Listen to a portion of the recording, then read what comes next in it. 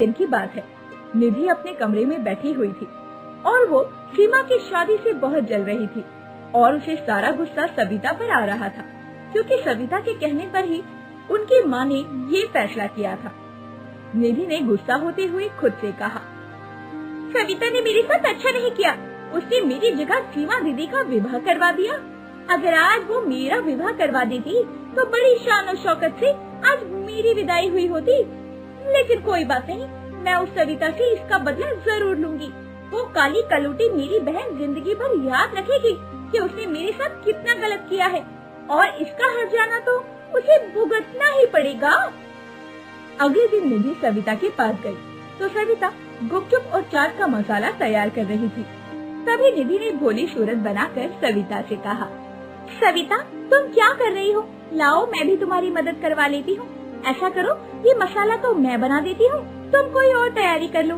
सारा दिन तुम अकेले इस ठेले पर खड़ी रहती हो, हमें भी तुम्हारी थोड़ी मदद करवा लेने दिया करो।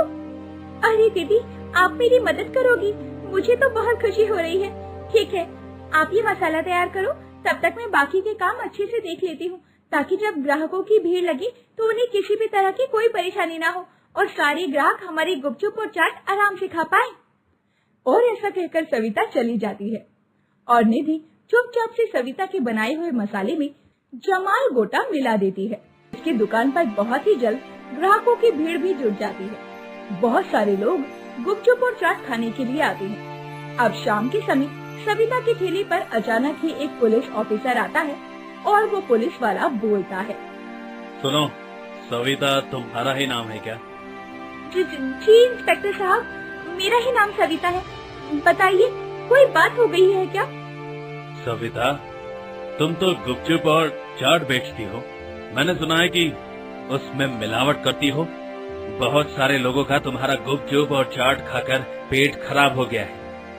कई लोगों की तबीयत तुम्हारी इस चाट को खाने की वजह से खराब हो गई है। इसलिए कुछ लोगों ने पुलिस स्टेशन जाकर कंप्लेंट की है। अब तुम्हें हमारे साथ पुलिस स्टेशन चलना होगा, वो भी अभी इसी वक्त। लेकिन इंस्पेक्टर साहब, मैं तो बहुत दिनों से बल्कि महीनों से ये गुपचुप और चाट बेचती हूँ, कभी कोई भी शिकायत नहीं आई। अगर ऐसा होता तो कोई तो ग्राहक आकर मुझसे इस बारे में शिकायत करता। मैंने अपने गुपचुप और चाट में कुछ भी मिलावट नहीं की है साहब। इसका फैसला तो पुलिस स्टेशन जाने के बाद ही होगा। ये सब कुछ मैं तुम्हें अभी यहाँ पर नहीं बता सकता। तुम्हारे गुपचुप और चाट के सैंपल की जांच भी हो गई, तभी पता चल पाएगा कि तुम सच बोल रही हो या झूठ। सैंपल की जांच के बाद सब सामने आ जाएगा।